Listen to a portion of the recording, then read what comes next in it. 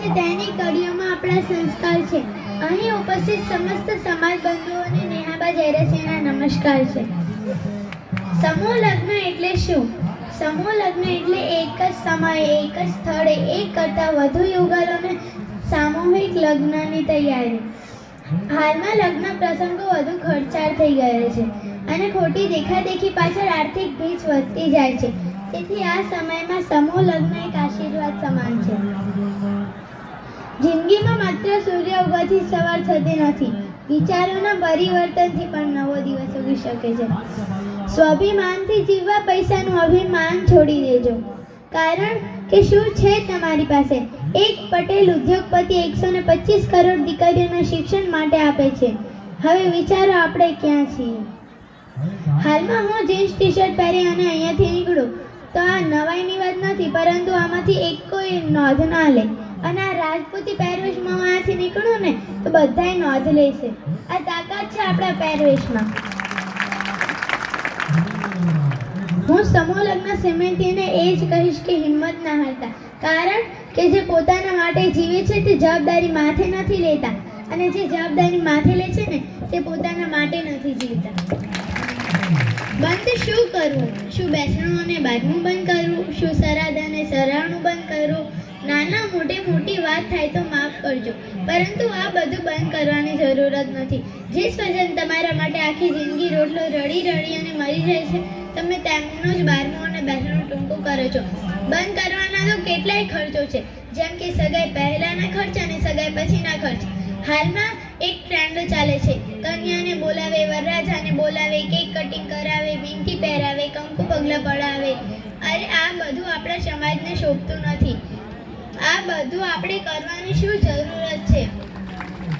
અને બીજું બંધ કરવાની જરૂર છે લગ્ન પહેલાના ખર્ચ અને લગ્ન પછીના ખર્ચ. હાલમાં લગ્ન પહેલા પ્રી વેડિંગ શૂટિંગ કરાવે, લગ્ન પછી રિસેપ્શન ગોઠવે, મોટી પાર્ટીઓ રાખે, ગાનારી બોલાવે, ચોલીઓ લાવે, મેકઅપ. આ બધું કરવાની શું જરૂરત છે? આપણે એક ક્ષત્રિય છીએ, આપણને આ બધું ન શોભે. આ બધા ખર્ચાઓ વ્યર્થ છે.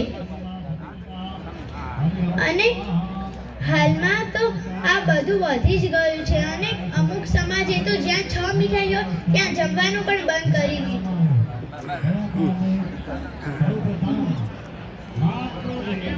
અને બહેનો તો નવું લાવી છે, હલ્દી અને મહેંદી.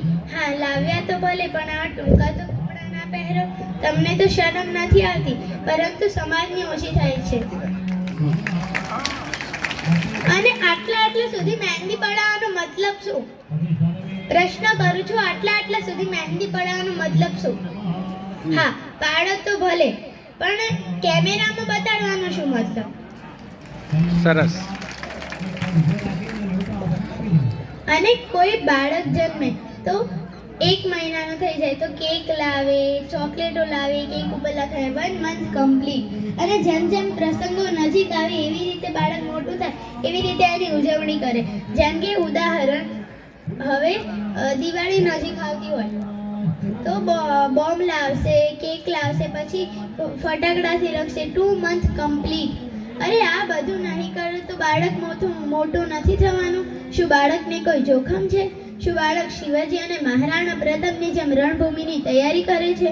હવે ભગવાન પણ ઉપરથી કહે છે કે મેં આમને બાળક દીધું છે કે અમને ઓનલાઈન મંગાવ્યું છે? અને હાલમાં કોઈનો જન્મદિવસ હોય તો સારા ગીતો રાખે, સારા ફોટા રાખે, વાંદરા વાંદરી જેવા મોટા કરે, એની ફોટા સ્ટેટસમાં ચડાવે. પછી એ ફોટા ક્યાં ફરે, કોણ ઉપયોગ કરે, તમને શું ખબર હોય? અને હા, અને બેનપણાને ખુશ કરવા તો આ બધું રાખવું જ પડે ને. પેલી મારું સ્ટેટસ રાખ્યું, મેં તો આનું ના રાખ્યું ને. સાચું કીધું ને? અને કોઈ ઘરે મા બાપ મજૂરી કરતા અને દીકરીઓ સ્ટેટસ રાખે રાણાની રીતે. રાણા તો ફરવાના, એને જ રાણા ઘરે મજૂરી કરવાના ને. પહેલા ઘરમાં શું થાય એ તો વિચારો, પછી કરજો રાણાની રીતે. હાલમાં કોઈ મા બાપ કહે કે બેટા આ સારું છે, આ નથી સારું, તો એ કહે તમને શું ખબર પડે આજમાં શું ચાલે છે, આજનો ટ્રેન્ડ શું છે? એમને બધી જ ખબર પડે છે, બસ એ મર્યાદામાં છે. તમે જ પોતાની મર્યાદા ભૂલો છો. ટૂંકમાં વાત કરી શકાય તો મારા પિતાજી હંમેશા કહે છે, માય સરનેમ ઇઝ ઇનફ. આપણે કોઈનું સ્ટેટસ કોપી ન કરાય. આપણું ખુદનું સ્ટેટસ હોવું જોઈએ. સ્ટેટસ રાખવા હોય તો આપણા ઇતિહાસ ના રાખો, આપણા ગૌરવ ના રાખો, આપણી દેશભક્તિ ના રાખો, મા બાપ ના રાખો. તો ઉમરાવાડી અને ડુમરાવાડી બંને ખુશ રહેશે, બાકી મૂળિયા નીકળી જશે. જય ભવાની.